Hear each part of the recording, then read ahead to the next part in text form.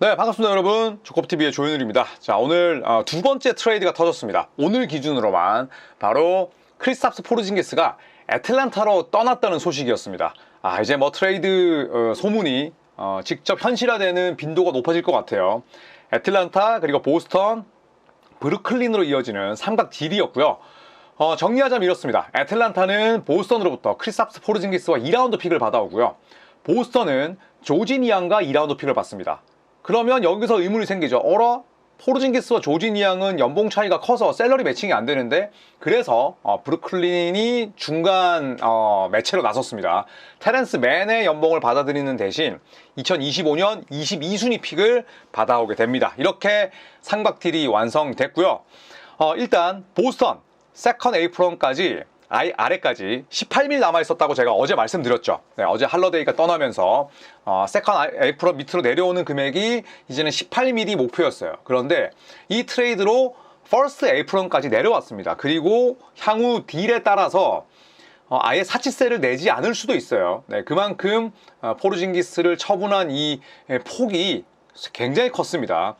24시간 내에 일어난 두 개의 픽들로 샐러리를 무려 26.2mm나 줄였어요. 26.2mm면 포르징기스 그냥 몸값이랑 비슷하잖아요. 그래서 할러데이와 포르징기스 딜로 보스턴이 어마어마하게 샐러리 캡을 감축했습니다. 자, 애틀란타를 살펴보면 애틀란타는 포르징기스의 만기 계약을 인수했어요. 포르징기스는 30일 넘게 남아있는데 이걸 인수했고요. 네, 그 다음에 테렌스 맨과 포르징기스를 비교하자면, 물론 포르징기스는 많이 다치는 선수긴 합니다만 테렌스 맨에서 포르징기스는 분명한 업그레이드죠. 1라운드 픽을 쓰긴 했지만 로터리 픽은 아니고, 네, 그리고 포르징기스는 반드시 팀에 필요한 그런 유형의 빅맨이었기 때문에 이 딜에 응한 겁니다. 그래서 포르징기스 1년만 쓰고 이별할까, 아니면 연장 계약을 맺을 것인지, 아니면 이번 시즌 활약을 통해서 또 건강을 보존하면서 가치를 입증 그리고 또 반등할 것인지 굉장히 궁금합니다. 자, 브루클린 네츠는 왜 이 딜을 단행했을까요? 일단 결론만 말씀드리자면 2025년 드래프트에서만 1라운드 픽을 무려 5장이나 행사할 수 있습니다. 자, 이번에 받아온 픽이 22순위 픽이잖아요. 22순위 픽을 그냥 꽁으로 얻었냐? 그렇지 않죠. 테렌스 맨의 잔여 계약을 떠안는 조건이었어요. 테렌스 맨의 잔여 계약을 받았기 때문에 보스턴이 포르징기스라는 선수를 내보내면서 조지 니앙의 8.5밀만 받을 수 있었거든요. 이거는 브루클린이 중간 책으로 나서서 테렌스 맨의 계약을 흡수했기 때문입니다. 그래서 그렇다면 테렌스 맨의 연봉이 얼마나 악성이길래 1라운드 픽을 받아오면서까지 브루클린은 맨을 영입한 거야, 이렇게 생각하실 수 있잖아요. 그런데 테렌스 맨의 계약이 그렇게 악성이 아닙니다. 물론 3년이나 남긴 했어요. 그런데 평균 얼마냐면 15.5mm입니다. 15.5mm면 그냥 MLE예요. 미드레벨 익셉션 정도에 불과합니다. 14.1mm 정도니까. 그래서 전혀 부담스럽지 않죠. 그래서 캡을 비워놨기 때문에 이런 딜이 가능합니다. 만약에 캡을 비워놓지 못했다면 브루클린이 이런 콩고물을 못 먹죠. 그런데 캡을 비워놨기 때문에 그랬던 보람이 훌륭한 성과로 이어진 딜이다, 이렇게 설명을 드릴 수 있겠죠. 자, 그렇다면 이적 선수들의 잔여 연봉 현황을 한번 정리를 해 봐야겠습니다. 자, 포르징기스 다음 시즌 때 30.7밀 만기 계약입니다. 그리고 2026년 여름에 당연히 비제한 자유계약 선수가 되고요. 그리고 7월 12일 이후에 연장 계약이 가능합니다. 7월 12일 이후에. 그래서 연장 계약을 맺을지 여부도 한번 지켜봐야 되겠고, 어쨌든 만기 계약이라는 건 상당히 매력적이라 볼 수 있죠. 애틀란타 입장에서도 1년 써볼 수 있으니까. 자, 그리고 조지 니앙입니다. 보스턴으로 가게 되면서 8.5밀만 지급을 하면 돼요. 그리고 2026년 여름에 비제한 자유계약 선수로 풀리는데 30.7밀 포르징기스의 연봉이 빠지고 8.5밀을 데려왔으니 이번 딜로 보스턴은 22.2밀을 그냥 아낀 겁니다. 왜냐? 또 테렌스 맨이 15.5밀의 그 계약을 브루클린이 받아줬기 때문이고요. 테렌스 맨은 향후 3년간 15.5밀씩 받습니다. 그래서 계약 기간은 물론 길죠. 하지만 15.5밀이면 나중에 트레이드 자산으로 쓰기에도 굉장히 훌륭한 금액입니다. 조각으로 맞추기도 좋고요. 15밀 전후, 그러니까 10밀대의 계약자가 많은 건 그 팀 입장에서는 물론 떠안고 갈 수도 있지만 트레이드 칩으로 쓰기에 굉장히 용이하다는 거죠. 자, 그래서 2028년 여름에는 비제한 자유계약 선수로 불리게 됩니다. 자, 일단 애틀란타를 한번 살펴보시죠. 애틀란타는 일단 전력만 놓고 보자면 테렌스 맨에서 포르징기스로 업그레이드가 된 건 분명합니다. 그리고 2025-26 시즌 애틀란타 예상 라인업도 굉장히 매력적이에요. 일단 포인트 가드는 트레이 영, 그리고 르버트가 물론 완벽한 1번은 아닙니다만 현재 애틀란타는 백업 1번이 부족합니다. 그리고 르버트는 자유계약 선수이긴 해요. 그래서 일단 르버트를 붙여봤고요.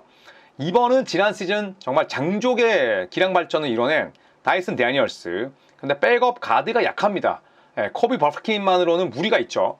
그 다음에 3번과 4번은 서로 뭐 바꿀 수 있습니다. 자카리 리사시아와 제일런 존슨은. 그래서 리사시아와 제일런 존슨이면 뭐 길쭉길쭉하고 운동 능력 좋고 이 두 명이 포워드진을 지키고요. 백업으로는 비트 크레이치도 다재다능하죠. 그 다음에 4번으로는 모하마드 게이, 그리고 5번은 주전 포르징기스, 그리고 백업으로 다시 오냐코 오콩우가 클린트 카펠라의 백업으로 뛰었던 것처럼 다시 백업으로 돌아가지 않을까. 지난 시즌 후반기는 활약이 좋았습니다. 주전으로 뛰었는데 키가 작다 보니까 블락 능력은 좋지만 여러 가지 한계를 드러내기도 했었거든요. 네, 그래서 포르징기스가 주전으로 뛰면서 오콩우가 뒤를 받치는 그림이지 않을까 생각을 합니다. 자, 다만 이 포르징기스를 영입한 팀들, 그 다음에 그 팀의 팬들이 늘 우려하는 건 바로 부상이죠. 네, 포르징기스의 최근 5시즌 출전 경기 수를 살펴보면 43경기, 51경기, 65경기, 57경기, 42경기입니다. 그래서 보스턴에서 뛰었던 지난 2시즌 동안 100경기도 못 뛰었어요. 네, 그래서 여전히 부상은 많은 선수다. 다만 애틀란타 입장에서는 어쨌든 1년만 남은 선수이기 때문에 연장 계약 여부를 떠나서 충분히 한번 또 긁어볼 만한 복권이다, 이렇게 판단했을 수 있죠. 자, 그리고 브루클린으로 한번 이야기를 해보도록 하겠습니다. 브루클린 테렌스 맨의 연봉을 떠안는 조건으로 22순위 지명권을 획득했습니다. 자, 이로써 아까도 말씀드렸듯이 2025년 드래프트에서 행사 가능한 1라운드 픽만 5장이에요. 자, 물론 로터리 픽은 한 장밖에 없습니다. 8순위 픽, 그리고 19순위 픽, 이번에 가져온 22순위 지명권, 그리고 26, 27순위까지 가지고 있어요. 2라운드 36픽까지 합치면 총 6장을 행사할 수 있는데 이걸 6명을 한꺼번에 다 지명할 가능성은 높지 않습니다. 여러 장을 묶어서 순번을 올리는 픽업 트레이드를 또 시나리오로 삼을 수도 있죠. 그러니까 뭐 예를 들어서 8순위, 19순위, 22순위 묶어서 그 위에 뭐 4순위 지명권, 5순위 지명권으로 바꿀 수도 있고, 뭐 혹은 거기다 선수 끼워서 더 높은 지명권을 가져갈 수도 있죠. 찾아보니까 현지에서 애틀란타가 에이스 베일리라는 선수, 요즘에 뭐 워크아웃도 안 하고 좀 골 때리는 그런 선수가 있습니다. 네, 뭐 면접도 개판으로 보고 인터뷰도 이상하게 하고, 이 에이스 베일리 영입을 위한 2번째 로터리 픽 획득에 관심이 있다. 2번째 로터리 픽이라면 또 에이스 베일리 영입을 위한다면 단순히 로터리 픽이 10순위, 11순위가 아니라 8순위보다 더 높아야 된다는 거죠. 8순위보다 더 높은 거기 때문에 어떤 식으로든 픽업 트레이드를 시도할 것이다, 이런 루머가 있고, 그리고 이 딜런 하퍼, 현재 샌안토니오 스퍼스가 2순위로 지명할 것이 확실시 되고 있죠. 근데 이 선수가 뉴저지 출신이에요. 그래서 브루클린과 뉴저지는 붙어 있지 않습니까? 그래서 딜런 하퍼도 이제 브루클린의 로컬 스타라고 볼 수가 있는데, 지역 출신인 딜런 하퍼 영입을 위해서 브루클린 네츠가 굉장히 노력하고 있다는 보도는 오래전부터 나왔어요. 그래서 깜짝 트레이드를 단행하지 않을까. 그게 물론 2순위 지명권이 아니더라도 무조건 픽업 트레이드는 일어날 것 같아요. 1라운드 픽 5장을 모조리 다 신인을 지명하는데 행사하진 않을 겁니다. 어떤 식으로든 픽업을 하지 않을까. 픽다운은 안 할 거예요. 픽다운 해봤자 지금 뭐 19, 22, 26, 27인데 픽다운은 의미가 없죠. 무조건 지명권 순위를 끌어올리는 그런 픽업 트레이드를 시도할 것이라고 생각을 합니다. 자, 그래서 저의 트레이드 평점 제가 한번 매겨봤습니다. 일단 보스턴, 저는 별점 4개 반을 주도록 하겠습니다. 최대 지상 과제였던 세컨 에이프런 아래 진입에 성공했습니다. 몇 시간 만에 24시간도 안 돼서 세컨 에이프런 밑으로 들어왔어요. 그리고 2번 트레이드로 한 방에 22.2미를 아꼈고, 그리고 2라운드 픽을 획득했습니다. 물론 이렇게 생각하실 수도 있죠. 아니, 전력이 다운그레이드가 됐는데 이게 그렇게 별점을 많이 받을 것인가? 이렇게 생각하실 수 있지만 지금 보스턴의 상황이 급변했잖아요. 급박하게 바뀌었습니다. 테이텀이 뛰지 못하기 때문에 다음 시즌은 쉬어가는 한 해예요. 쉬어가는 한 해에 사치세를 미친듯이 물 수 없죠. 260밀씩 물 수가 없습니다. 그렇기 때문에 보스턴의 최대 지상 과제는 팀 연봉을 낮추는 거였고, 이걸 24시간 안에 브래드 스티븐스 단장이 다 해냈다는 거죠. 그러면서도 깨알같이 픽 소모를 하지 않고 2라운드 픽을 받아왔습니다. 이것도 훌륭한 수완이라고 봐야죠. 자, 심지어 이제 보스턴은 사치세까지 13일밖에 남지 않았어요. 그러니까 13일 이상을 줄이면 이제는 아예 사치세 밑으로 내려갑니다. 그렇기 때문에 선수를 추가 처분했을 때 사치세를 안 내도 돼요. 지금 현재 굉장히 많은 이야기가 나오는 선수가 샘 하우저입니다. 그래서 저희가 누차 말씀드렸지만 포르징기스가 트레이드 될 것은 100%였습니다. 그리고 그 다음이 샘 하우저가 될 가능성이 높은데 하우저마저 처분한다면 진짜 보스턴의 샐러리는 정말 아름다워집니다. 그리고 오늘이 드루 할러데이 때보다 더 큰 폭의 샐러리를 감축시켰기 때문에 별점 4개 반, 거기다가 2라운드 픽도 가져왔어요. 자, 애틀란타는 별점 3개 반입니다. 오랜 시간 포르징기스에 관심을 내비쳤던 애틀란타였습니다. 그만큼 포르징기스 영입에 아주 많은 그런 흥미가 있었던 팀이었고 마침내 포르징기스를 데려왔죠. 자, 그런데 테렌스맨 MLE급 계약이잖아요. 물론 길게 잡혀있죠. 하지만 MLE급 계약을 내주면서 1라운드 픽을 소진시킨 부분은 분명히 좀 아쉽고요. 그래도 포르징기스를 데려왔음에도 불구하고 여전히 연봉에 여유는 있습니다. 사치슬 라인까지 29mm나 남아있어요. 그래서 이런 점들을 봤을 때 보스턴보다는 실익이 적었지만 그래도 나쁘지 않은 딜을 했다 정도로 그렇게 마무리를 할 수 있을 것 같습니다.